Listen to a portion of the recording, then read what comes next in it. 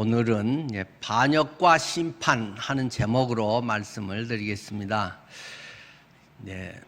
성경 본문을 읽기 전에 제가 간단하게 우리가 지금 쭉 훑어왔던 이 민수기 바로 앞부분의 내용들을 한번 보면서 그 배경에서 오늘 또 16장 말씀이 또 이렇게 기록됐구나 하는 것을 보시면 잠시 후에 본문 읽을 때 우리가 좀 마음에 더 잘 이해되리라고 생각합니다.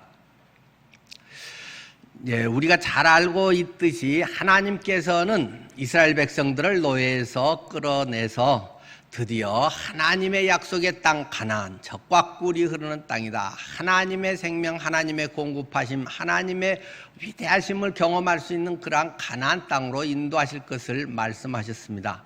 그래서 드디어 준비들이 되고 맛배기로 12명의 대표자들을 뽑아서 그것을 살펴보겠죠. 들어가서 모든 통계 조사를 하고 답사를 하고 모든 것을 검토 종합한 리포트를 딱 백성 앞에 발표를 했더니 백성들이 울고불고 난리가 났다는 것입니다.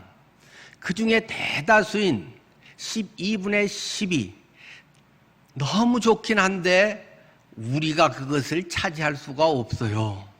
그것은 이미 기득권자들이 있어요. 그것을 차지한 자들이 있고 그들은 너무 세고 그것은 너무 좋은 것이어서 우리가 호락호락 차지할 수가 없어요 하는 그런 보고 속에 우리는 다 노예나 되지 여기 광야에서 다 죽을 것이지 그것을 누릴 수가 없어요 하는 그러한 노예 근성에 그 이집트에서의 삶의 뿌리가 그대로 있어서 그들은 울고불고 난리가 났다는 것입니다.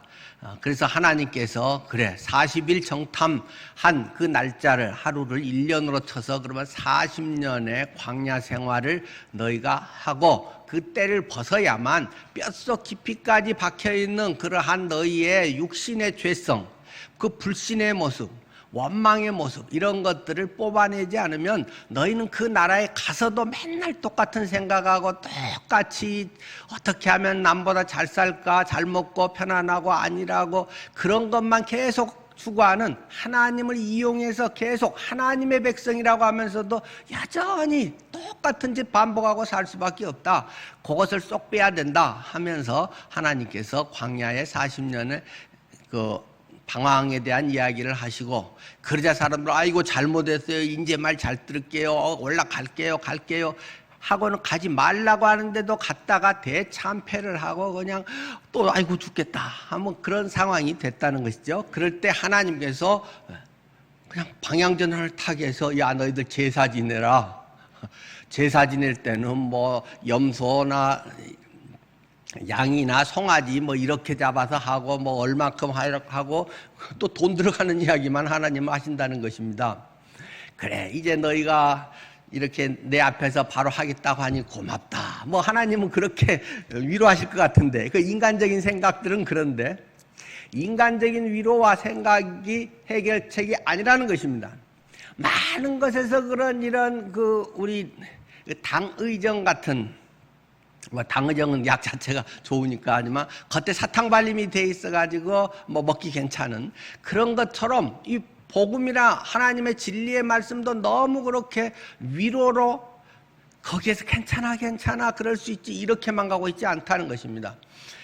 작은 것에서는 그런 것이 굉장히 필요한 것이지만 근본적으로 근원적인 문제, 가치관의 문제, 그 깊은 곳이 썩어 있는 것에는 수술을 해서 도려내야 되는데 수술 작업은 없이 자꾸 거기에 연고만 바르고 자꾸 거지만 갈아 끼워주고 소독만 자꾸 하고 그렇게 해서 괜찮은 것 같아도 그건 점점 더 깊이 사람을 썩게 하고 결국 죽게 한다는 것입니다. 그래서 하나님은 계속 이 수술 작업을 이 민수기를 통해서 우리에게 보여주고 있는 것입니다.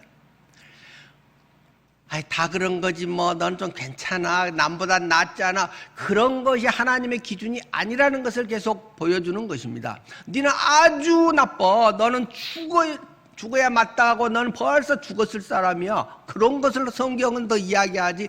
너는 그래도 남보다 낫잖아. 교회 이만큼 다녔으니까 너 괜찮잖아. 이런 것에 대한 상대적 위로가 결코 아니라는 것입니다. 그들의 이러한 모습 속에 제사를 지내라 하는 것은 귀찮게 하고 예배 빠지면 안 된다, 예배 때 뭘 해라 어째라 하는 것이 귀찮은 어떤 그 하나님의 기독교인의 의무사항이 아니라 이것이 하나님의 나라를 누릴 수 있는 길이다. 내가 틀림없이 너희를 약속했던 가나안 땅으로 보내드려 주마. 너희들 자손 틀림없이 보내드려 줄 거야. 그러니까 너희는 이러한 제사로 거기 들어가서 제사를 이렇게 지내라. 이걸 말한다는 건 내가 내 이름을 걸고 분명히 너희들에게 처음 약속을 지킬 거야. 너희를 복되게 할 거야. 그것을 사람들이 자꾸 상기하기 위해서는 자꾸 예배를 드려야 되는 것입니다. 죄가 있을 때도 그냥 내버려뒀다가 나중에 천국에 뭐 우리 자녀들 가게 되고 그것에 살게 된대 하고가 아니라 죄가 있을 때 날마다 천국에서의 삶은 하나님 나라에서의 삶을 이 광야에서도 계속 훈련을 하면서 그들이 그 가운데서 그런 준비가 돼서 가나안 땅에 가서 자연스럽게 그것이 몸에 배서 죄에 대해서 경각심을 갖고 철저하게 바로 서게 된다는 것입니다. 그래서 하나님은 제사 드려라, 돈 들여서 제사 지내라, 송아지 갑자기 하늘에서 뚝 떨어져서 생긴 거 아니고 너희들이 때로는 키우고 있는 것들 때로는 없으면 사서 정 그것이 부담된 사람은 산비둘기 집비둘기라도 산에 가서 산비둘기라도 잡아서라도 하든지 너희가 뭔가 할 수 있는 것을 내가 죽어야 되는데 내가 왜 죄를 지어서 이 짓거리를 하는가, 내가 왜 이 고통을 당하는가, 뼈저리게 고통을 느껴야 된다는 것입니다. 대가를 철저히 치러야 된다는 것입니다. 많은 것의 문제는 무엇입니까? 대가를 치르지 않으려는 데 있습니다. 대가를 얼렁뚱땅 넘어가고 그래서 얄팍하게 하고 대충 넘어가기 때문에 또 그런 짓을 반복한다는 것입니다. 하나님은 그것을 수술을 해서 그 완전히 도려내야 된다는 것입니다. 암세포가 우리에게 있다면 의사들이 보이는 그것만 위해 살살 긁고 끝내는 것이 아니라 그쪽 밑에까지도 생살까지도 잘라내서 암세포가 없게 확실하게 처리하려고 그렇게 의사들이 수술을 한다는 것입니다. 하나님께서는 그러한 방법으로 우리에게 계속적으로 대가를 지불하게 하십니다. 그래서 그들이 이렇게 제사를 이제 지내는 내용이 앞에 나와서 하나님 나라의 삶, 그렇게 해서 거룩해져야 한다. 하나님 나라의 삶, 그 가나안 땅은 뭐 좋고 어쩌고 뭐 잘 살고 무병장수하고 뭐 복이 많고 이것이 하나님에 의해서 하나님과의 관계성 속에서 오는 것이지 그 땅 자체가 부동산 자체가 그 위치가 좋아서 학군이 좋아서 가나안에 너희들 자녀가 좋은 데 가서 뭐 성공을 하고 하는 것이 아니다. 물론 그것이 좋긴 좋아서 뭐 포도 한 송이가 그렇게 사람 둘이 꿰어서 지고 와야 할 만큼 그렇게 좋은 것도 있긴 있지만은 하나님을 떠나버리면 사사기에서 보여주듯이 개판되는 것이다. 예수 믿는다고 하는 것이 오히려 방어막이 되면서 더 못된 사람 되고 양심의 가책도 잘 못 느끼게 하는 것이다 하는 것을 성경은 계속 우리에게 일깨워주고 있는 것입니다. 그래서 제사를 지내란다. 아이고, 그래가지고 이제 제사를 지내고 거룩하게 지내라 하나님 앞에서. 그래서 이 거룩에 대한 말씀을 하면서 실수를, 만약에 어떤 사람이 죄를 지으면 어떻게 할까? 어떤 사람이 죄를 지었는데 그 모르고 실수로 어쩌다가 잊어먹고 또는 능력이 없어가지고 그렇게 한 경우, 그 경우도 두 가지 케이스가 있다. 하나는 회중 전체가 공동체가 그렇게 잘못한 경우가 있고 또는 개인이 잘못한 경우가 있다. 그럴 때는 이렇게 제사를 해라 하면서 가르쳐줬고, 그런데 고의적으로 못되게 하는 이용해 먹는 놈들이 있다. 그런 사람들은 철저히 죽여야 된다. 그런 사람들은 공개적으로 내세워서 돌로 쳐서 죽여야 된다. 그 뭐 제사 지내고 어쩌고 이런 거 쓸데없다. 거기에 대해서는 제사로 회복하는 방법이나 이것은 일체 없습니다. 고의로 했다는 것은 의도적이고 반복적이고 그것에 대해서 오히려 뭐 자신감, 자부심, 뭐 내가 별이 몇 개인데 뭐 빵에 몇 번 갔다 왔는데 막 이런 식의 사람들, 또는 예수 믿고도 양심이 너무 무뎌져 가지고 죄를 짓고도 죄에 대한 그런 깊은 자성 회개도 없이 그냥 반복하는 것. 이 반복하는 것은 철저히 죽여야 되는 것이다. 그것을 용납하는 건 예수의 사랑도 아니고 교회를 우습게 만드는 것이고 예수 그리스도를 2번 십자가에 못 박아 죽이는 것이다. 그것이 히브리서라든지 계속적으로 성경이 가르치고 있는 것입니다.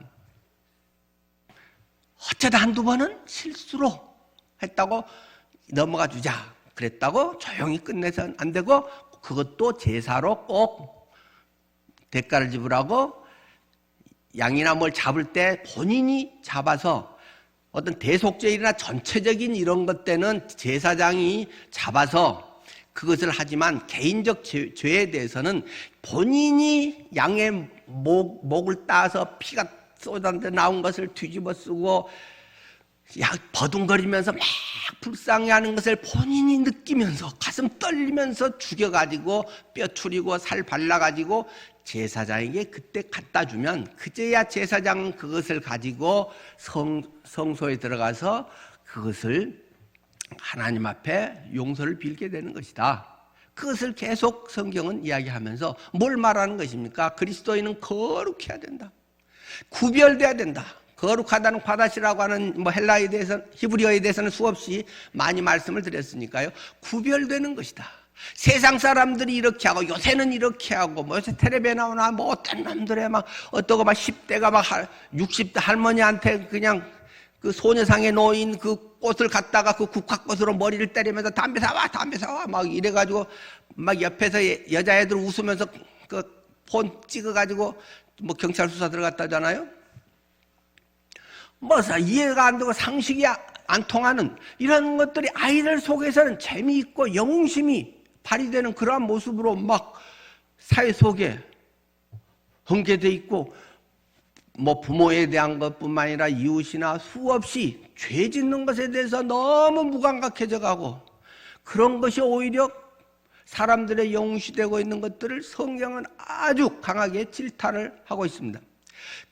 그리스도인들은 이런 죄에 대해서 아주 민감해야 되는 것이고 특히 이런 도덕성, 물질적인 부패에 대한 철저한 경각심을 가져야 된다는 것입니다. 거룩해야 된다. 구별돼야 된다. 세상 사람 같아서는 안 된다. 가치관도 그런 성공관을 가져서는 안 되는 것이다. 계속 성경은 아주 선명하게 그것을 우리에게 말하고 있는 것이죠. 그런데 어떻게 거룩해집니까? 거룩해지면 거룩해야지, 앞으로 안 그래야지. 그것은 수없는 거짓말. 그것은 자기도 알고 자기도 안 지킬 것이라고 하는 거고 우리들이 흔히 말하는 언제 한번 만나서 밥 먹자 그런 거하고 똑같은 소리다. 그렇게 하고 밥 먹는 사람은 없다. 그냥 막연하게 별 용언도 담기지 않은 부득이한 경우는 또 우리 있겠지만은 그런 것처럼 하나님 앞으로 안 그럴게요. 앞으로 깨끗하게 살게 해주세요. 그런 기도는 안 하는 게 그나마 덜 죄 짓는 거 아닐까 할 정도로 그래도 하긴 해야겠죠. 사람들이 어떤 기도에 대해서 무책임하고 하나님 이렇게 앞으로 안 할게요. 그런 것에 대한 것은 깊은 찔림이 없다. 왜? 그냥 양 돈 주고 양 잡아서 목을 따갖고 그 비참함 이런 것들이 별로 없고 상대방에 대한 그 고통, 상대방의 가슴에 비수를 찌른 것에 대한 그런 아픔 이런 것조차 별로 없이 그런 거지 뭐. 이런 것들이 너무 팽배한 세상에 살다 보니까 그런다는 것입니다. 거룩해라. 하나님의 나라 가나안 땅에서 사는 것은 경작을 어떻게 하고 무슨 경영을 어떻게 하고 이런 건 두 번째 문제이고 거룩해야 된다. 세상 사람들은 그런 거 더 잘하고 이집트는 수학이 더 발달했고 그러한 것에 대해서는 온갖 것들이 과학자 전문가들이 더 잘할 수 있다. 경영학 전공한 사람들이 그건 더 잘할 수 있고 크리스찬들은 적어도 일단 거룩해야 된다. 크리스찬의 삶에 대해서 철저하게 성경을 많이 외우고 안 외우고는 둘째겠지만 일상생활에서 도덕적으로도 건강하고 거룩한 것이 굉장히 중요하다는 걸 성경은 부단히 말하고 있는 것입니다. 이걸 너무 영적으로만 자꾸 해석해가지고 우리가 그 거룩에 대한 것을 오용하면 안 되는 것입니다. 그래서 이 거룩을 계속 뭐 기억나게 하는 것에 옷에다가 옷 끄트머리에다가 그 술단에다가 이제 방울 같은 걸 달아가지고 그걸 볼 때마다 맞아 거룩해야지 해야 된다는 게 이제 앞에까지의 내용이었죠. 말씀으로 거룩해지는 것이다. 그 앞에 것에 40절 한 번만 더 읽으면 그리하여 너희가 내 모든 계명을 기억하고 행하면 하나님 말 앞에 거룩하리라. 하나님 앞에 거룩한 건 거룩할게요, 주에 앉을게요, 그런 거 갖고 쓸데없는 거야. 그런 소리, 그런 기도 안 하는 게 더 나을 수도 있어. 너희가 내 모든 계명을 기억하고 행하면 너희의 하나님 앞에 거룩하리라. 하나님의 말씀을 두려워하면서 그것을 마음에 담고 기억하고 순간순간에 행하면 거룩해진다. 결혼 반지, 약혼 반지를 낍니다. 그거 뭐 합니까? 나도 이제 금 2돈짜리 생겼다, 3돈짜리 생겼다고 자랑하는 겁니까? 나 결혼한 사람이야. 너는 결혼할 사람이야. 내 이 반지 있지? 내가 딴 여자들하고 내 아내를 대하는 게 틀려. 나는 결혼한 사람이라니까. 죄의 유혹이 올 때마다, 이성에 대한 그런 것이 올 때마다 사람들 앞에 공개적으로 결혼 반지, 그것이 나의 죄를 막게 해주는 것도 됩니다. 그리고 그런 것에 대한 유혹이 살짝 있고 뭐 그런 것을 카톡을 막 이상한 걸 또 보내고 싶고 막 그럴 때에도 안 되지, 내 아내한테 걸리는데. 안 걸리더라도 이건 도저히 이런 건 안 되는 짓이야.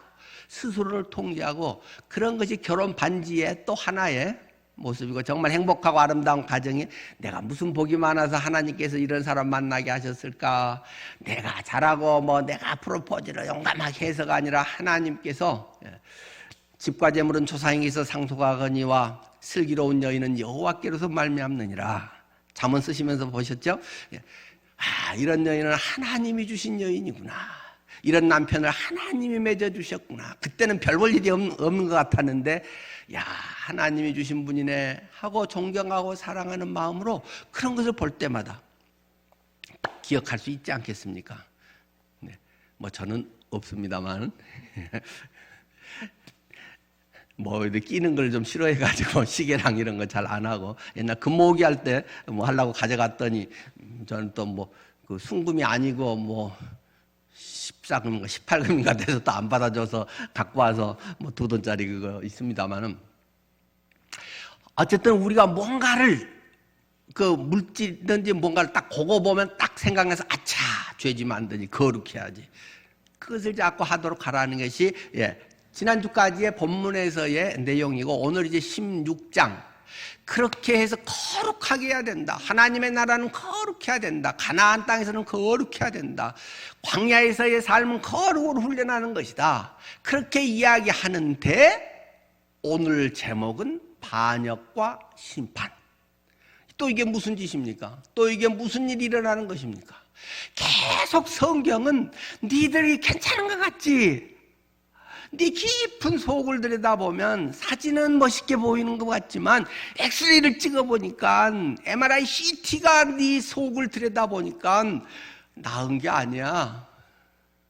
네 속은 계속 곪아가고 있어. 계속 그 이야기를 해주고 빨리 수술 받아야 돼. 그걸 계속 알려주는 것입니다. 우리는 스스로 착각을 많이 합니다. 내가 이 정도 신앙생활하고 이 정도 기도하고 이 정도 남을 뭐 어떻게 하면 내가 좀 성숙해진 것 같고. 웃기지 마라. 성경은 계속 하나 까볼까? 계속 그것을 해서 우리에게 보여줘서 내 마음속에 내가 뭐 좀 되는 것 같은 일이 조금 성숙한 것 같아, 뭐 주님의 마음을 알 것 같아, 그럴 때마다 웃기는 소리 하고 있네. 우리 하나님은 그러면서 내가 얼마나 죄인인지, 하나님 앞에 내가 얼마나 부끄러운 존재인지, 주님의 빛에 가까이 가면 갈수록 내 그림자가 얼마나 선명하고 크게 나타나는지, 하나님, 내가 그때는 철없어서 몰랐는데 지금 보니까 나같이 이런 것을 하나님은 사랑하십니까? 지금 내가 예수님 믿고도 20년 30년 목사 노릇 하는데도 지금도 욕걸어진 것을 주님 아시면서도 아직도 그냥 병상에서 말도 못하게 만들어야 될 그런 존재를 강당에 세워서 지는 잘하는 척 뭐 이렇게 열내서 말하기까지 하십니까? 이건 말이 됩니까, 하나님? 그걸 알게 해주는 것입니다. 성숙이라고 하는 것은 내가 죄인 중에 괴수네요. 남 얘기했는데 내가 죽일 놈이네요. 내가 한 게 없네요. 나는 빚진 자네요.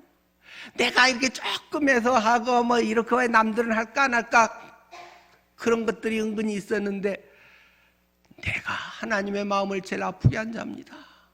성경을 가까이 할수록 그런데도 주님은 한결같은 사랑으로 내게 너무 과분하십니다. 그 감격과 그 눈물과 주님의 사랑 고백이 나오는 것이 정상적인 그리스도인의 삶, 그것이 성숙이고 주님의 심정을 알아가는 것이다. 그렇게 하는 것이 가나안의 천국을 이루는 것이다. 그것을 계속 가르쳐주는 것입니다. 오늘 반역과 심판, 하나님께서 거룩하게 살라 옥기새다 그걸 달고 그것이 이렇게 뭐 그 열매처럼 딸랑딸랑하니 물론 소리 나는 건 아니지만 그것이 이렇게 흔들릴 때마다 맞아 그렇게 해야 되는데 아이고 깜빡이질 뻔했네. 아이고 내가 더 잘난 척했네. 계속 그러려고 하는데 이 16장으로 탁 들어오면서부터 엉뚱한 이야기가 또 착 제시되어 있다는 것입니다. 오늘 본문 엄청 깁니다마는 제가 설교한 내용이나 제가 말하는 것보다 성경 기록이 100배, 1000배, 10,000배 더 중요하고 훌륭하고 비할 바가 없기 때문에 한 10분 걸리지만 그 본문 1절부터 50절까지를 제가 읽겠습니다. 민수기 16장 1절 말씀부터입니다. 레위의 증손 고아의 손자 이스할의 아들 고라와 르벤 자손 엘리압의 아들 다단과 아비람과 벨렛의 아들 온이 당을 짓고 이스라엘 자손 총회에서 택함을 받은 자 곧 회중 가운데서 이름 있는 지휘관 250명과 함께 일어나서 모세를 거스르니라. 그들이 모여서 모세와 아론을 거슬러 그들에게 이르되 너희가 분수에 지나도다. 회중이 다 각각 거룩하고 여호와께서도 그들 중에 계시거늘 너희가 어찌하여 여호와의 총회 위에 스스로 높이느냐. 모세가 듣고 엎드렸다가 고라와 그의 모든 무리에게 말하여 이르되 아침에 여호와께서 자기에게 속한 자가 누구인지 거룩한 자가 누구인지 보이시고 그 사람을 자기에게 가까이 나오게 하시되 곧 그가 택하신 자를 자기에게 가까이 나오게 하시리니 이렇게 하라. 너 고라와 내 모든 무리는 향로를 가져다가 내일 여호와 앞에 그 향로에 불을 담고 그 위에 향을 두라. 그때 여호와께서 택하신 자는 거룩하게 되리라. 레위 자손들이 너희가 너무 분수에 지나치느니라. 레위 자손들아 너희가 너무 분수에 지나치느니라. 모세가 또 고라에게 이르되 너희 레위 자손들아 들으라. 이스라엘의 하나님이 이스라엘 회중에게 너희를 구별하여 자기에게 가까이 하게 하사 여호와의 성막에서 봉사하게 하시며 회중 앞에 서서 그들을 대신하여 섬기게 하심이 너희에게 작은 일이겠느냐? 하나님이 너와 내 모든 형제 레위 자손으로 너와 함께 가까이 오게 하셨거늘 너희가 오히려 제사장의 직분을 구하느냐? 이를 위하여 너와 너의 무리가 다 모여서 여호와를 거스리는도다. 아론이 어떤 사람이기에 너희가 그를 원망하느냐?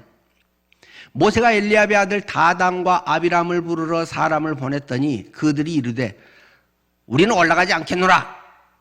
내가 우리를 적과 꿀이 흐르는 땅에서 이끌어내어 광야에서 죽이려 함이 어찌 작은 일이기에 오히려 스스로 우리 위에 왕이 되려 하느냐? 이뿐 아니라 내가 우리를 적과 꿀이 흐르는 땅으로 인도하여 드리지도 아니하고 밭도 포도원도 우리에게 기업으로 주지 아니하니 내가 이 사람들의 눈을 빼려느냐? 우리는 올라가지 않겠노라.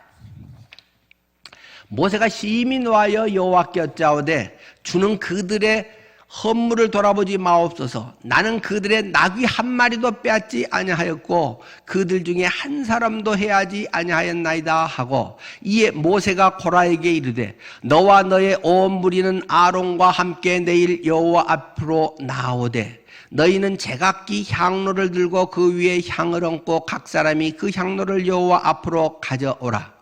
향로는 모두 250개라. 너와 아론도 각각 향로를 가지고 올지니라. 그들이 제각기 향로를 가져다가 불을 담고 향을 그 위에 얹고 모세와 아론과 더불어 회막문에 서니라. 고라가 온 회중을 회막문에 모아놓고 두 사람을 대적하려 하매 여호와의 영광이 온 회중에게 나타나시니라.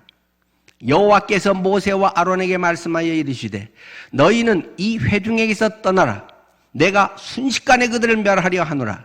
그 두 사람이 엎드려 이르되 하나님이여, 모든 육체의 생명의 하나님이여, 한 사람이 죄를 범하였거늘 온 회중에게 진노하시나이까. 여호와께서 모세에게 말씀하여 이르시되 회중에게 명령하여 이르기를 너희는 고라와 다단과 아비람의 장막 사방에서 떠나라 하라.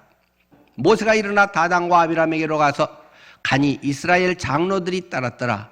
모세가 회중에게 말하여 이르되 이 악인들의 장막에서 떠나고 그들의 물건은 아무것도 만지지 말라. 그들의 모든 죄 중에서 너희도 멸망할까 두려워하노라 하매, 무리가 고라와 다단과 아비람이 장막 사방을 떠나고 다단과 아비람은 그들의 처자와 유아들과 함께 나서서 자기 장막 문에 선지라. 모세가 이르되 여호와께서 나를 보내사 이 모든 일을 행하게 하신 것이요 나의 임의로 함이 아닌 줄을 이 일로 말미암아 알리라. 곧 이 사람들의 죽음이 모든 사람과 같고 그들의 당하는 벌이 모든 사람이 당하는 벌과 같으면 여호와께서 나를 보내심이 아니거니와, 만일 여호와께서 새 일을 행하사 땅이 입을 열어 이 사람들과 그들의 모든 소유물을 삼켜 산채로 수월에 빠지게 하시면 이 사람들이 과연 여호와를 멸시한 것인 줄을 너희가 알리라. 그가 이 모든 말을 마치자마자 그들이 섰던 땅바닥이 갈라지니라. 땅이 그 입을 열어 그들과 그들의 집과 고라에게 속한 모든 사람과 그들의 재물을 삼키매 그들과 그 모든 재물이 산채로 스올에 빠지며 땅이 그 위에 덮이니 그들이 회중 가운데서 망하니라. 그 주위에 있는 온 이스라엘이 그들의 부르짖음을 듣고 도망하여 이르되 땅이 우리도 삼킬까 두렵다 하였고, 여호와께로부터 불이 나와서 분향하는 250명을 불살랐더라. 여호와께서 모세에게 말씀하여 이르시되 나는 제사장 아론의 아들 엘라살에게 명령하여 붙는 불 가운데서 향로를 가져다가 그 불을 다른 곳에 쏟으라. 이 향로는 거룩함이니라.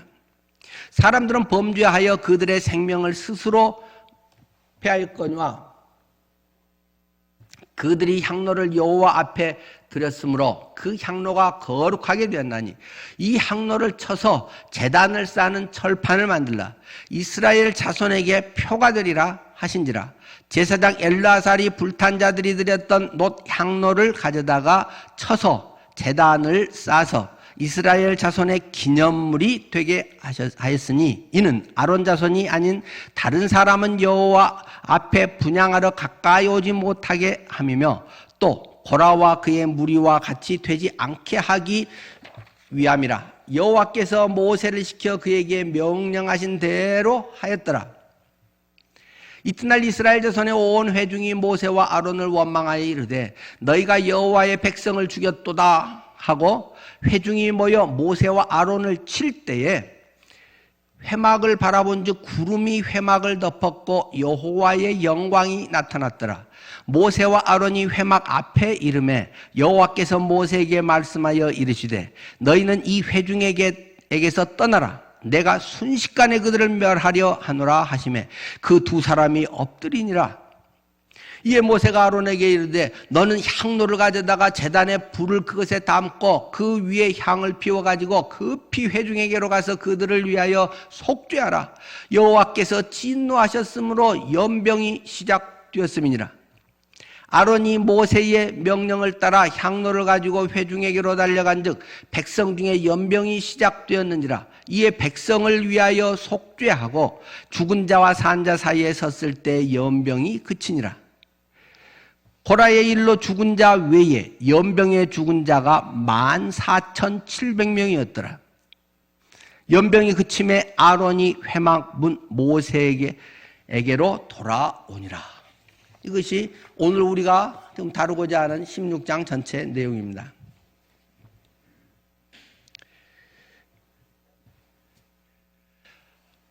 방금까지 그런 이야기와 앞에와 전혀 다르게 그들은 금방 또 하나님한테 원망하고 불평하는 것이 여러 모습으로 얼굴만 다르게 나타나지 계속 그 속에 그러한 죄성, 욕망, 원망, 대적 이런 것들이 그냥 튀어나온다는 것입니다. 이번에도 역시 매우 가까운 사람들에게서 이런 일이 시작됐다는 것입니다. 늘 이야기하지만 어렵게 하고 문제를 일으킨 사람은 새로 이제 와서 하는 신입사원이 아닙니다. 새신자가 아닙니다. 오래된 사람이고 경력이 오래되고 뭐 이런 사람들이 주로 뭐 문제를 일으키고 잘 아니까 거기에 대해서 사람들을 당을 지어서 이게 자기 팔을 만들어서 세력화해서 뭐 대항해서 주로 그렇게 하는 것이 일반적이라는 것이죠. 오늘의 본문에서는 이 고라라고 하는 사람이 주동자로 등장되어 있습니다. 고라는 누구인가? 그 뭐 할아버지 이름부터 증조 할아버지 이름부터 나오죠. 증조 할아버지가 레위입니다. 할아버지 이름은 고앗이다. 아버지 이름은 이스할이다.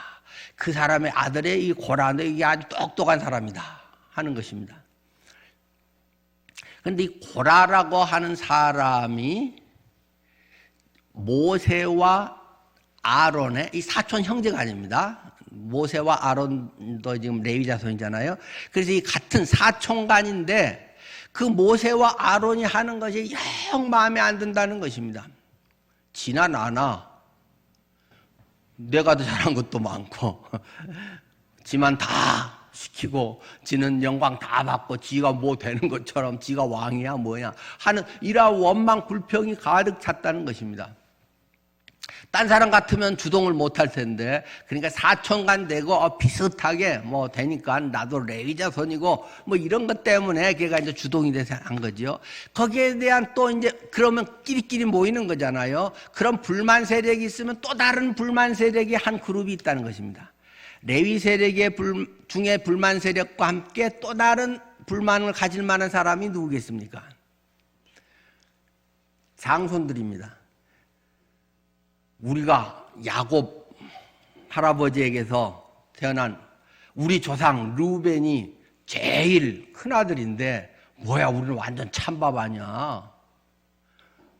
그래서 계속 그들이 장손인데 그 할아버지 르우벤이 죄진 게 있어가지고 뭔가 막 나서서 지금까지 하지는 못했지만 이 레위 자손인 고라가 쏙삭이니까 거기에 같이 동조해서 맞아 나도 자네부터 아주 꼬았어 뭐 이러면서 이제 같이 동조를 했는데 그 무리들이 루벤의 자손 엘리압의 아들 다단과 아비람과 또 벨렉의 아들 오니 서로 이게 딱 이제 주동 인물들이 돼가지고 사람들에게 이제 이 반란 세력을 그 반역의 세력을 일으켰다는 것입니다. 그런데 그 동조 세력이 꽤 많았다는 것입니다. 몇 명요? 각 곳곳에서의 대표자 되는 이렇게 말빨 있고 그것을 리드하는 사람들 250명이나 자기들 동조 세력으로 합류가 됐다는 것입니다. 그것이 2절까지의 내용이죠. 지휘관 250명과 함께 나서서 모세를 거스리니라. 모세를 대항했다는 것입니다. 그들이 모여서 이제 하는 그 주제가 고쳐라, 개선해라, 뭐 물러가라 하면서 이제 하는 그 주제가 무엇입니까? 그들의 앞에 이제 서문이 굉장히 멋있잖아요. 3절. 그들이 모여 모세와 아론을 거슬러 그들에게 이르되 너희가 분수에 지나도다. 야, 모세와 아론, 니들 너무 지금 오버하고 있는 거야 하면서 회중이 다 각각 거룩하고 우리가 모두가 하나님 백성이야. 우리 모두가 백성인데 회중이 다 전부야. 니들만 아니고 우리도 그렇다니까. 각각 한 사람도 다 거룩해 우리가 하면서 이제 말을 시작을 하는 거죠. 여호와께서도 그들 중에 계시거든. 우리 모두에게 주님이 함께 계셔. 니만 뭐 잘난 척하고 니만 하나님의 뭐 대행자처럼 하고 니만 하나님에게서 뭘 받는 것처럼 하지만 하나님은 우리 가운데 다 계셔. 맞잖아요. 성령이 임재하시고 성막 텐트를 통해서 그 가운데 다 구름 기둥과 불 기둥 아래 다 있잖아요. 그런데 너희가 어찌하여 여호와의 총회 위에 스스로 높이느냐? 네만 잘났다고 하고 네가 다 해먹냐? 이게 정치, 종교 이런 지도자를 니들 형제가 다 해먹고 다 말아먹고 있어. 지금 그 이야기를 하는 거죠.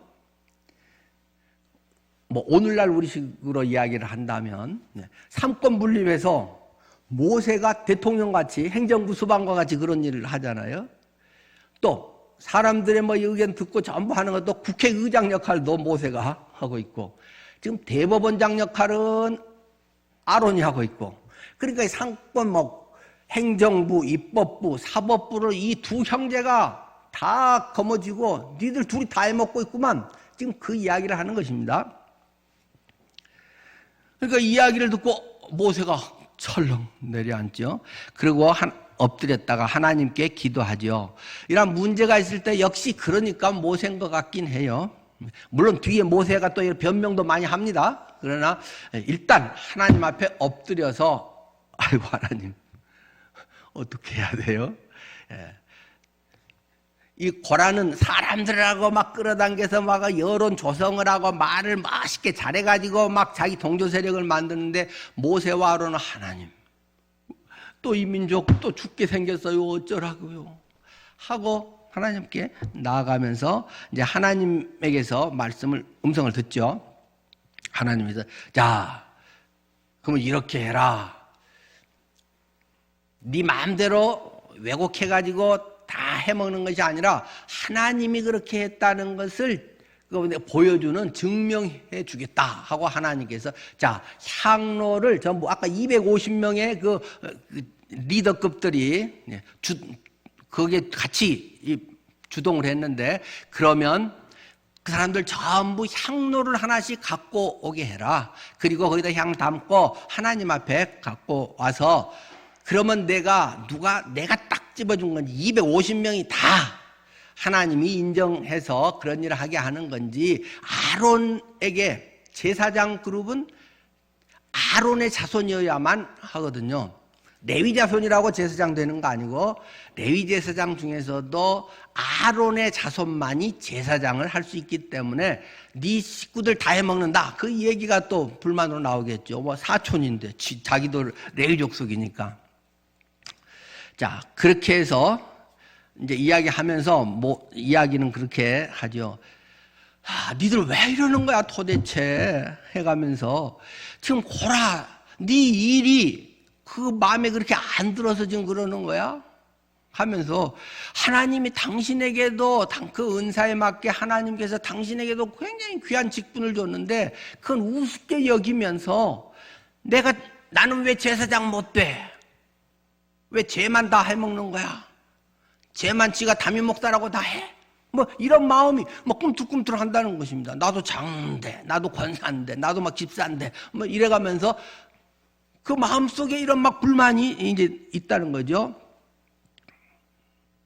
9절 이스라엘의 하나님이 이스라엘 회중에게 너희를 구별하여 자기 가까이 하게 하사 여호와의 성막에서 봉사하게 하시지 않았냐 하면서 여러분이 뭐 앞에서 아시지만 이 레위의 증손이고 고앗의 손자가 고라시라고 하는데 고앗은 누구입니까? 우리가 성막 옮길 때 그 쭉 했잖아요. 다른 그 사람들은 뭐 다른 것 옮기더라도 이 레위 자손들은 이 성막을 옮기는 역할을 하잖아요. 그 뭐 텐트 천막이라든가 또 이런 거 바깥 것 하는 거 또 조금 안에 하는 거 이런 것이 있는데 제일 중요한, 중요하단 말은 그렇겠지만 하나님이 친히 임재하시고 제일 상징적으로 나타나는 언약궤라든가 금 등잔이라든가 떡 진설병이라든가 번제단이라든가 이런 것을 직접 성물을 옮기는 사람은 누구입니까? 코앗 자손이란 말입니다. 그 세 레위 족속 중에서도 제일 중요한 것을 맡은 것이 고앗 자손인데, 고라도 그 고앗 후손이기 때문에 이제 그런 일을 맡아서 제일 그 중요한 건데, 거기까지는 하는데 하나가 못 마땅하다는 것입니다. 자기 생각에 자기 위에 하나 계급이 더 있는데 그게 제사장이라는 것입니다. 나는 다른 사람보다는 높고 괜찮은데 왜 내가 제사장이 못 돼? 난 아니나. 이런 마음이 그 마음속에 생겼다는 것이죠. 그러니까 너희가 오히려 제사장 직분을 구하느냐 하면서 지금 그 모세가 책망하는 것이죠. 하나님이 너희를 섬기게 하는 그 일이 작냐? 제사장 일은 그렇게 커 보이고 네가 맡은 건 별 볼 일 없는 것 같으냐? 찬양 인도든지 우리 같이 하면 피아노 반주라든지 내가 노래를 지보다 더 못해 누구는 앞에서 이렇게 해서 하고 나는 밑에서 보조 싱어로 이렇게 하고 뭐야 나는 이런 것이 생길 수도 있잖아요. 자칫하면 우리 겉으로 티를 안 내지만 교회 안에서 이런 게 아주 많은 가능성이 있는 것입니다. 왜 교회에서 직분을 받으려고 하는 것인가요? 당연히 오래되고 할만하니까 심사해서 하겠죠. 성도들이 인정하니까. 때로 내가 집사에 만족하지 못한다면 만족이라고 하는 표현은 좀 그렇겠습니다만은 다른 같이 권사나 장로에 그것은 나는 아니고 친구들 만났는데 친구들은 장로고 권사인데 나는 아직도 집사야. 그런 발상은 어디서 나오는 것일까요? 내가 지금은 교회를 위해서 기도하고 섬기는 게 하루에 1시간밖에 못해. 난 그게 너무 마음이 아파. 나는 교회 청소도 하고 싶고 또 가서 또 하고 싶고 교사도 하고 찬양대도 하고 나는 하루에 한 3시간은 하고 싶은데 내게 주어진 직분은 1시간만 하면 다 끝나네. 그래서 권사 장로가 되고 싶은 건가요?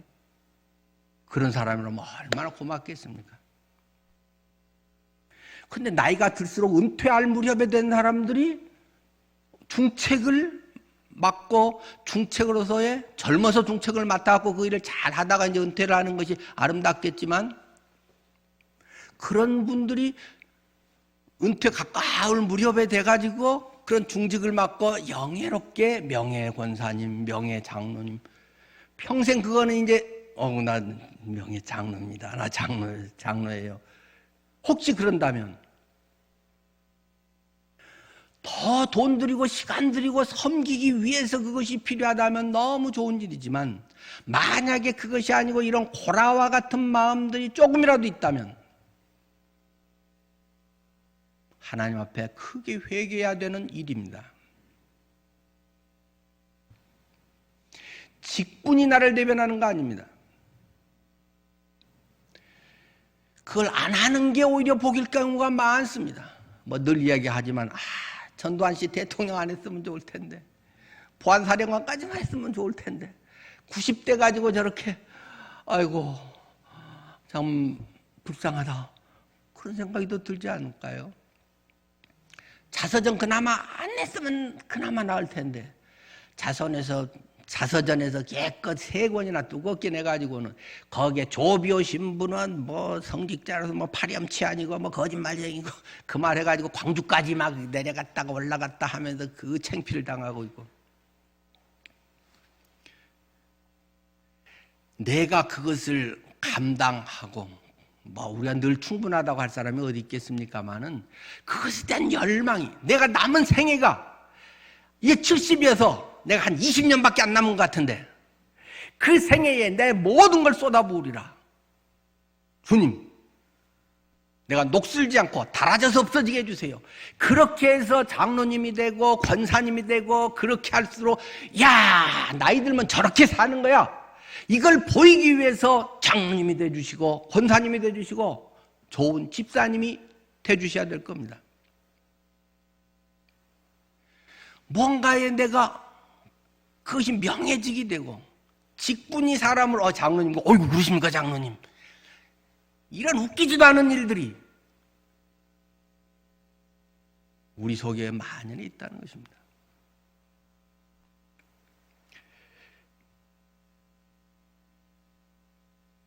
고라의 그런 불만, 그리고 또 그 다음에는 이제 고라 자손의 불만이 있는데 다른 불만이 12절부터 또 나오죠. 거기는 이제 아까 장손이었던 루벤 자손들이 또 반역하는 불만의 내용이 기록되어 있습니다. 모세가 엘리압의 아들 다단과 아비람을 부르러 사람을 보냈더니 그들이 이르되 우리는 올라가지 않겠노라. 우리 안 가. 네가 뭔데? 소용없어. 우리 안 가. 공식적으로 그들이 거부하고 대들었다 이겁니다. 우리는 장손 가문인데 12지파 중에 장손인데 내가 교회 창립 멤버인데 내가 교회에서 뭘 할 때 막 헌금을 제일 많이 한 사람인데 내가 뭐 그때 뭘 했는데 막 이런 것들이 공식적으로 거부 반항을 했다는 것입니다. 그러면서 네가 우리를 적과 꿀이 흐르는 땅에서 이끌어내어 광야에서 죽이려 함이 어찌 작은 일이기에 오히려 스스로 우리 위에 왕이 되려 하느냐. 네만 왕노릇 해먹을래? 이제 그런 말이죠. 이뿐 아니라 네가 우리를 적과 꿀이 흐르는 땅으로 인도하여 드리지도 아니하고 밭도 포도원도 우리에게 기업으로 주지 아니하니 네가 이 사람들의 눈을 빼려느냐? 우리가 봉사야? 뭐 봉사하는 단어는 좋은 말 아닌데 이들 욕하면 이제 막 더 이상의 심한 말을 했을 거예요. 우리가 많고도 모르는 줄 알아? 우리가 깜깜인 줄 알아? 다 알아 우리도. 뭐 이러면서 지금 이야기를 하는 거죠. 네. 근데 이게 왜 적과 꿀이 흐르는 땅, 이거 성경 찬찬히 보면 이 13절 앞에서 말하는 거는 이 적과 꿀이 흐르는 땅은 뭡니까? 무조건 적과 꿀이 흐르는 땅 가나안. 그러면 성경 잘못 본 거예요. 지금 이건 애굽 이야기하는 거예요. 네가 우리를 적과 꿀이 흐르는 땅 애굽 땅에서 이집트 그 나일강이 범람해서 농사도 잘 되고 하는 게 그게 적과 꿀이 흐르는 땅이야. 여전히 세속적인 관점, 세속적 성공관, 가치관에 찌들어 있어서 그것이 나와서도 광야에서 뺑뺑이 돌면서도 여전히 이집트가 적과 꿀이 흐르는 땅이야. 거기서 잘 먹고 잘 살고 편하게 살고 있는데 왜 나를 홀려갖고 끌고 나온 거야? 지금 그 소리 하는 거죠. 땅에서 이끌어내어서 광야에서 죽이려 함이 어찌 작은 일이냐? 네가 우리 사기친 거 이거 뭐 보통 일인 줄 알아? 이 사기꾼아 나쁜 놈아 막 이렇게 욕하는 거죠. 오히려 스스로 우리 위에 왕이 되려고 자꾸 이래가지고 우리 속여먹어? 우리 깜깜이 만들어? 하면서 이뿐 아니라 네가 우리를 적과 꿀이 흐르는 땅으로 인도하여. 여기서 말하는 적과 꿀이 흐르는 땅은 가나안입니다. 지금 뭐 그것은 적과 꿀이 흐른다며. 그리고 뭐 또 일부 정탐꾼 말 들으니까 뭐 좋은 게 많긴 많다며. 뭐 이제 이러면서 또 그것을 일부 인정하는 거죠. 적과 꿀이 흐르는 땅으로 인도하여 드리지도 아니하고 밭도 포도원도 우리에게 기업으로 주지 아니하니. 여기 이제 그들의 속셈이 두 가지가 다 그대로 나타나 있다는 것이죠. 뭡니까? 권력에 대한 야망. 장손이 우리 르벤 자손이 리더 돼야 되는 거 아니야? 근데 네가 왕이 되려고 하는도다. 그 왕자리 우리 자리야. 지금 그 말을 하는 것이고, 재물에 대한 야망. 적과 꿀이 흐르는 땅으로 인도하여 한다고 하더니 인도하여 드리지도 아니하고 밭도 포도원도 우리에게 기업으로 주지 아니하니. 뭐 거기 밭도 포도원도 두고 막 다 주고 막 그 자기 차지하게 뭐 잘 한다며 했는데 준 게 뭐야? 내놔봐, 말해봐. 등기 있어? 뭐 앞으로 미래 가면 뭐 한다는 것도 보장된 거 있어? 하면서 권력에 대한 야망, 재물에 대한 야망, 이런 것에 대한 불만을 들어서 안 가, 니하고 이제 같이 안 지내 하는 것이 이 고라 자손과 르벤 자손들의 반응이라는 것입니다. 그럴 때 이제 모세가 중보기도를 하잖아요. 역시 목회자가 어떻게 하겠어요?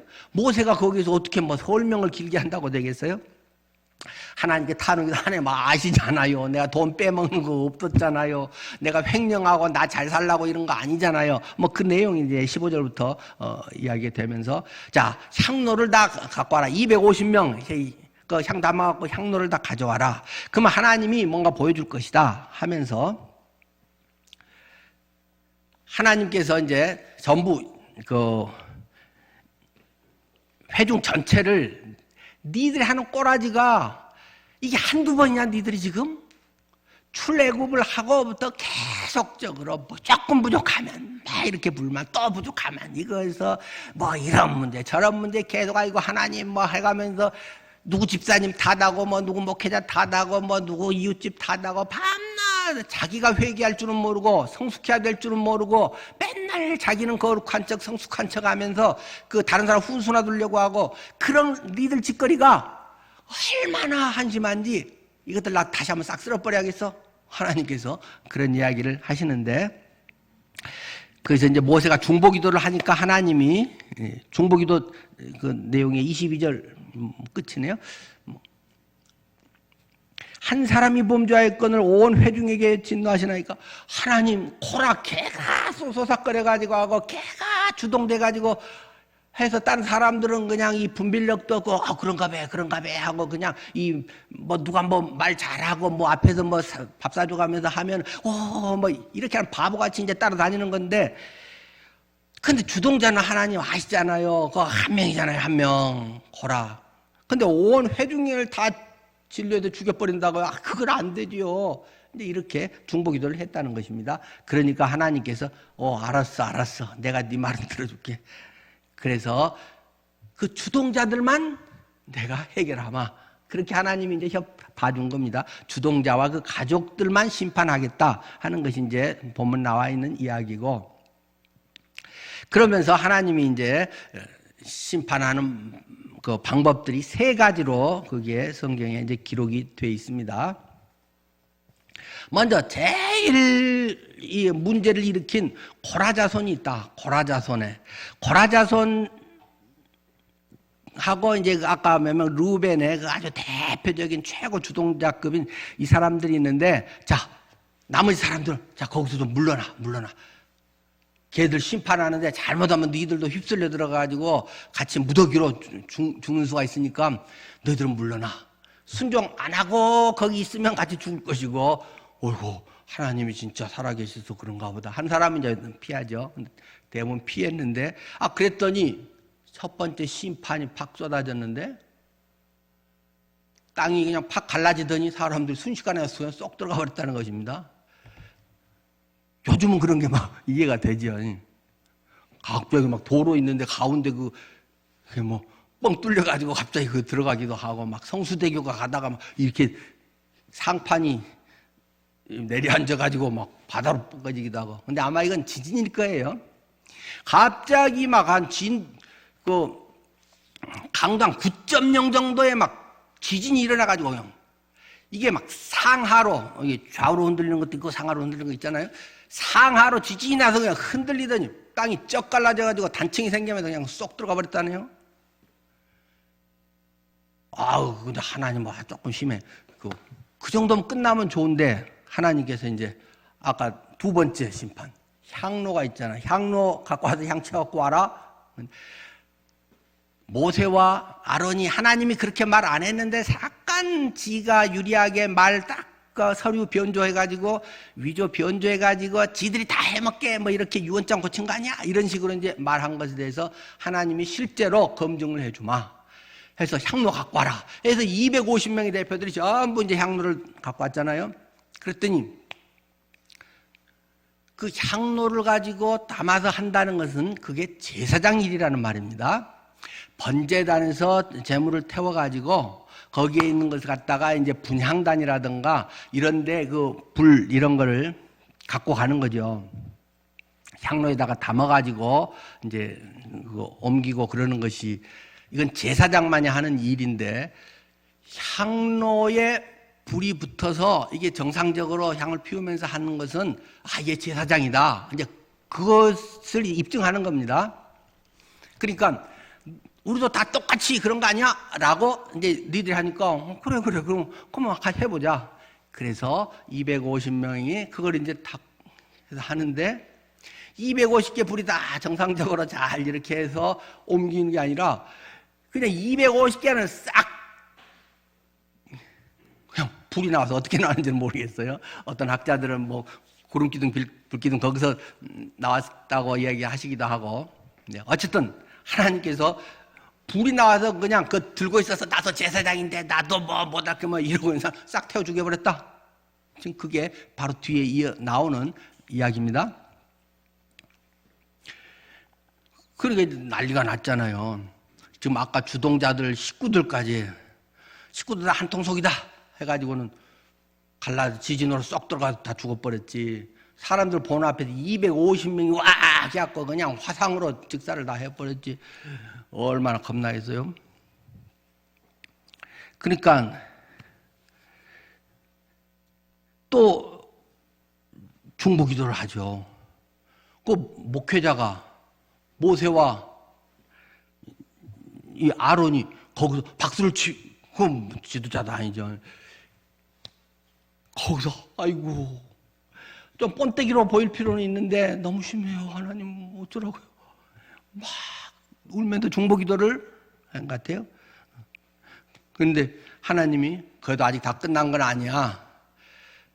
나머지 사람들도 다 지가 리더십이 없어 그렇지 뒤에서는 거의가 다 동조했어. 다 같은 마음이야. 하나님이 그 마음을 보시고 편을 지어서 자기 그룹으로 해서 이렇게 대적하는 그런 사람들에 대해서 하나님이 연병을 내렸다. 근데 요즘은 이렇게 번역하면 조금 그렇죠. 우리 어렸을 때 연병 안에 그렇게 뭐 욕같이 했잖아요. 그러니까 이제 지금 뭐 그냥 우리 전염병이라고 아주 독한 이제 코로나19보다는 훨씬 센 이런 것이 있어서 몇 시간 만에 많은 사람들이 그냥 나가 떨어져서 바로 막 하루도 안 돼서 죽어버렸다는 것입니다. 그 숫자가 14,700명. 49절이죠. 고라의 일로 죽은 자 외에 연병에 죽은 자가 14,700명. 거기에다가 250명 아까 향로했던 사람들, 그리고 아까 고라와 그 주동자들의 식구들. 그냥 숫자로 보니까 14,700명 별거 아닌 것 같은데 코로나19로 우리가 이렇게 해서 1년 반 동안에 지금 사망자 수가 오늘까지 2,279명입니다. 막 난리가 하고 막 옆에서 막 돌아가시고 막 이렇게 해서 우리 탁구전 동학집사 아버님도 뭐 기저질환이 있었지만 2차까지 맞았는데 돌파 감염이 돼가지고 돌아가시고 또 뭐 그렇게 돌아가시면 뭐 또 24시간 안에 화장해서 또 장례를 해야 된다네요. 그래가지고 뭐 별로 알리지도 못하고 갑자기 이렇게 했는데 그렇게 해서 막 우리 가까이에도 있는 이런 상황들인데 2,279명이 사망자입니다. 그런데 14만 7천 명, 약 한 15만 명, 250명 이상 포함들 되면 14,000명. 예. 얘가 가끔 출력이 잘못됩니다. 예. 14,700명, 250명, 약 15,000명 정도 그 이상이 이 일로 죽었다. 우리는 막 5천만 명 넘는 데서도 지금 난리인데 그 당시는 한 200~300만 명 전체 되는 속에 하나님이 이렇게 끔찍하게 처리하셨다는 것입니다. 마치겠습니다. 우리는 은혜 신약의 시대에 살기 때문에 하나님이 뭐 이렇게 안해 주셔서 너무 감사합니다. 저 같은 사람은 벌써 무덤 속에 있어야 될 사람인데 이렇게 설교까지 하고 있으니 참 할 말이 없습니다. 그 그것은 무엇 때문입니까? 예수 그리스도의 십자가, 주님의 보혈의 공로, 주님의 부활의 역사, 그것 외에는 아무것도 없습니다. 제가 헌신하고 결단하고 목사가 돼서 복음을 전하겠습니다. 그랬으니까 그렇게 됐을까요? 그것도 기특하다고는 했지만 그것이 근거는 결코 아닙니다. 우리 모두는 유일하게 예수 그리스도의 십자가, 주님이 내 대신에 죽었기 때문이라는 것입니다. 근데 나는 이러고 있고 저러고 있고 말할 거리가 있을까? 며칠 전에 윤정수 형제가 전화를 왔습니다. 종종 전화를 잘합니다. 남해에서 펜션 어머님이랑 운영하잖아요. 목사님 오늘 슬픕니다. 왜 그래? 진돌이가 죽었어요. 집에서 키우는 진돗개인데 마당에 2마리가 있는데 한 마리 좀 진돗개 좀 큰 건데 그게 13년간 같이 살았는데 죽었다고 그래요. 아프고 이제 13년이면 좀 나이가 들긴 했잖아요. 그래가지고 수의과 가서 동물병원에 가서 했더니 일주일인가 10일 만인가 병원비가 800만 원 나왔다네요.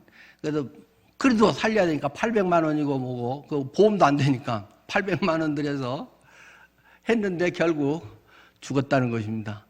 그래서 요새는 그거 사체 처리도 이제 어렵잖아요. 근데 그 동네에 없기 때문에 저 부산까지 가서 그 애완묘 그 처리 그게 있다네요. 부산 가서 그 화장해가지고 갖고 와서 이제 여기 묻었다고. 목사님 너무 슬퍼요. 아마 애완견 키우신 분들은 실감하실 것입니다. 저는 키워보지 않아서 모르겠지만 정말 가족하고 똑같다고 그렇게 그 정이나 느낌이 그렇다고 하시더라고요. 그래서 전에 제가 보신탕 좀 잘 먹었잖아요. 근데 안 먹은 지 한 5년 됐나? 7년 전인가? 야, 그거 먹어도 되고 안 먹어도 되는 거지만 야, 그거 먹는 거 좀 그렇다 해서 일체 그 뒤로는 제가 보신탕 안 먹습니다만은 생각해 봅시다. 그 반려견, 반려묘가 나랑 같이 있다가 그렇게 막 슬프게 해서 막 떨면서 아파하면서 죽는 것을 보는 것은 그 가족들, 키우던 식구들이 마음이 얼마나 아프겠어요. 저는 근데 그 이야기를 듣고 퍼뜩 예수님. 나를 그렇게 사랑하고 나와 이렇게 했는데 내가 예수의 심장에 칼을 찔러버렸네요. 로마 병정이라는 이 대역으로. 그 당시에는 내가 없었으니까. 반려견, 반려묘는 아파서 또 노화돼서 병으로 죽을 수 있겠지만 시퍼런 청년 예수, 그 예수의 심장을 이 못된 내 마음에 음란하고 겸해하고 내가 가진 모든 것 주님께 내려놓고 난 주님만 사랑해. 때로 누구에게 10만 원 주는 것도 벌벌 떨리는데 100만 원만 줘도 생색내고 싶은데 1000만 원쯤 됐으면 어디 기록해 놓고 싶은데 1억을 줬으면 100만 원, 1000만 원 주기도 그렇게 아까운데 내가 주인 삼은 모든 건 내려놓고. 말이 돼 이게? 아까 찬양하면서 제 마음에 제가 했던 얘기입니다. 네 1000만 원 그리 줄 수 있냐? 물론 준 적이 있습니다. 근데 어쩌다가 특별한 이유.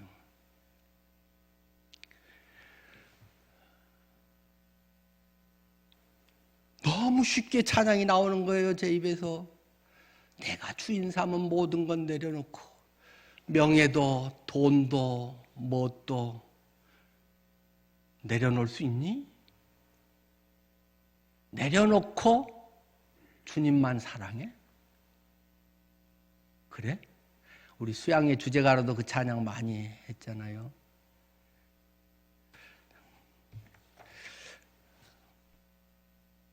아이고 길어졌는데 마지막 한마디 더 하고 끝내야 되겠네요.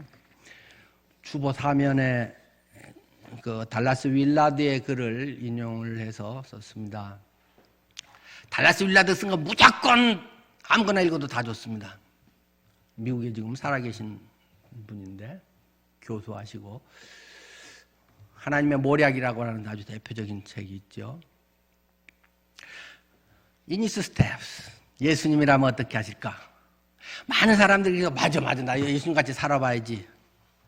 근데 안 돼. 그 말을 하는 겁니다. 안 돼. 그렇게 살아봐야지 하고 되면 뭐가 문제겠어? 안 돼. 민숙이도 주님 잘 순종할게요. 안 돼. 너는. 좋은 사람, 어떻게 그렇게 좋은 결정을 하셨어요? 아유 훌륭해요. 안 돼. 난 주님을 오래 섬기고 해서 안 돼. 괜히 자기도 모르고 자기 속고 있는 거야. 그런 얘기를 하는 게 민숙이라는 말입니다. 예수라면 어떻게 하실 것인가? 근데 거기에 상당히 중요한 약점이 하나 있다. 그걸 지금 이 달라스 윌라드가 짚어준 거예요. 제가 그 부분은 조금 진하게 했죠. 그 책에서 예수님이 어떤 자세로 삶을 사셨는지에 대해서는 언급이 없다. 그분이 평소에 어떤 모습으로 어떤 자세로 쭉 살아왔는지에 대한 삶에 대한 얘기는 없고, 다만 순간순간의 상황에서 어떻게 올바른 선택을 할 것인가에 집중하고 있다. 이 순간에 예수님이라면 어떻게 했을까? 뇌물을 받을까 말까? 이 순간에 부부싸움 열나가지고 그냥 집을 튀어나갈까 말까? 그냥 욕이 나오려고 하는데 해버릴까 말까?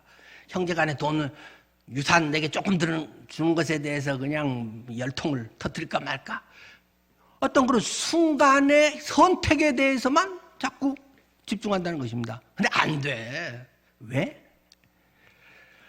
올바른 선택을 하시는 그분의 능력이 그분 자신의 내면적 균형 및 하나님 아버지와의 관계를 유지하기 위하여 채택하신 그분의 총체적 면모의 삶의 뿌리를 두어야 한다는 것에는 한마디도 없다.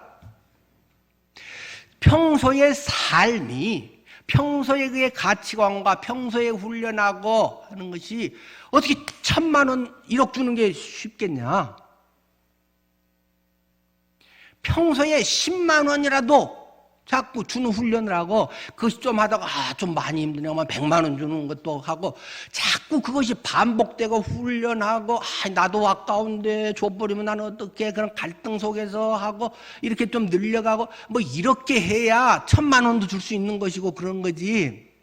그런 훈련 없이 주님이라면 모든 것이 있을 것이요, 주님께 모든 것 드립니다. 뭘 줘? 헌금 1,000만 원도 안 하는데. 지금 헌금은 교회다가 지금 그걸 말하는 거 아닙니다. 삶의 훈련, 가치관, 그렇게 쭉 해온 것이 몸에 배어 있어야 어떤 중요한 때 딱 문제가 생겼을 때, 맞아, 예수님은 또 이렇게 하셨지, 이거저것 안 재고 이렇게 할 거야. 그렇게 해서 그게 나오고, 그게 한두 번 하다 마는 게 아니고 그게 삶에서 계속 성숙되면서 되는 거지. 그런 훈련, 삶, 하나님과의 관계 이런 게 안 되고 하는 것은 감동으로 누가 진하게 막 간증을 슬프게 하고 막 힘든 얘기 막 하면 그래 저 선교사님 이렇게 해줍시다 막 이러지 말라. 그거는 그냥 순간이고 그냥 그건 믿음 좋고 막 헌신하는 것 같지만, 평소의 삶이 돈 들이고 평소에 시간 쓰는 것이 어떤가가 중요한 것이다. 그걸 계속 이야기하는 것이죠. 현장에 계시지 않았다면 자연스러운 삶의 흐름과 주님이 그런 것은 현장에 그런 상황이 없을 때도 그분은 늘 그렇게 사셨기 때문에 그 순간에 주님은 그렇게 하신 것이다. 총체적 삶을 살아가는 것, 우리의 모든 시간 및 정신과 육체의 에너지를 주님이 하신 것처럼 투자하는 방법을 그리스도에게서 배우는 것이지. 이럴 때 예수님 어떻게 했을까? 그것도 굉장히 도움되고 좋다, 안 한 것보다 훨씬 낫다, 그 말 앞에 써졌죠. 훈련이 되어 있지 않으면 두세 번 하다가 말고, 해전에도 별로 고마워하지 않으면 배신감 느끼고, 교회도 막 열심히 했는데 안 알아주면 성질내다가 돌아서 버리고. 왜? 그리스도의 인격, 그리스도의 삶, 가치관 이것이 훈련돼야 된다. 어디서? 광야에서. 무엇으로? 말씀으로. 계속 그것을 민수기는 말하고 있습니다. 여러분의 삶에 이 민수기가 하나님의 놀라운 간증으로 나타나기를 축원합니다. 기도하겠습니다.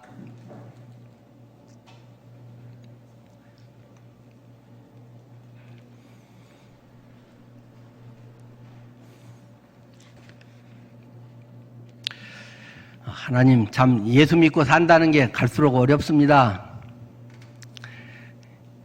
입으로는 하기는 갈수록 쉬운데 살아내지 않은 사이비 신앙을 자칫하면 간직하기가 쉬워서 참 부끄럽고 주님의 엑스레이 앞에 숨길 수가 없습니다. 하나님, 그러나 정직하게 한 걸음씩 나아가게 하시고 사람의 인정받지 않기를 작정하며 살아가려는 그런 늘푸른 성도들 되게 하옵소서. 예수님 이름으로 기도드립니다. 아멘.